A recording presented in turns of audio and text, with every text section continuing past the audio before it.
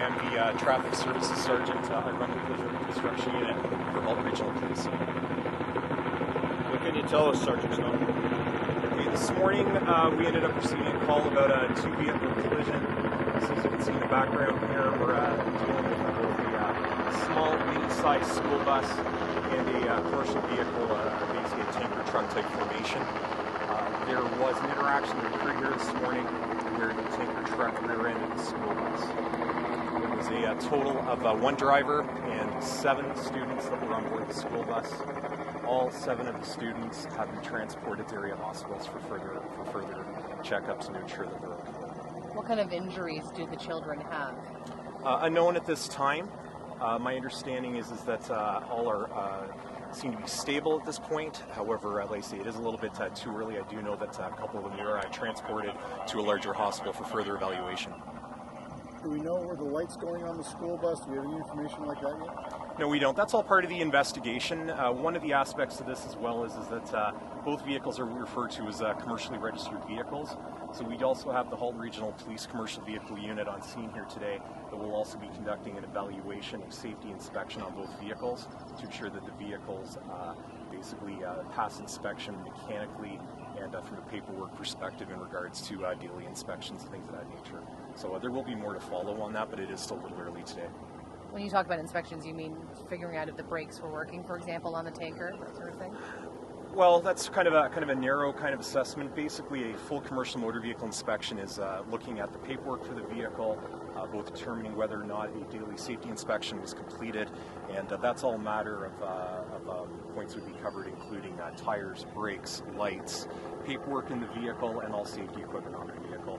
All of those things are expected to be done. They're legislated, they're mandated to be done on a daily basis when the vehicle is used. You know how long that you'll have steels closed, Sergeant?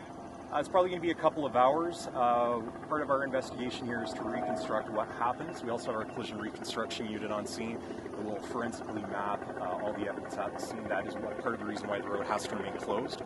We can't have other motorists driving through the scene because essentially we'll transfer evidence out of the area, which is what we don't want to have happen.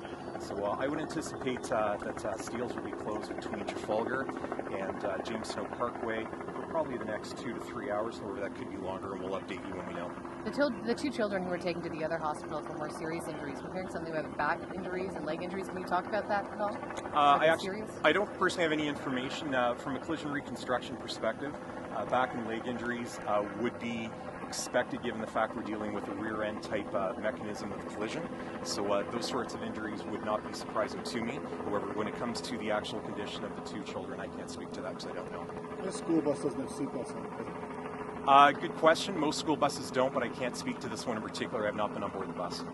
Was the bus stopped to pick up students? Can you tell us about kind of where it was? Was it dropping off, picking up students, or what was going on? I haven't spoken with the bus driver myself. The bus was engaged in picking up children in the area. However, where the last stop was or where the next stop is, that remains under investigation. And how old are these children? What grades are they in?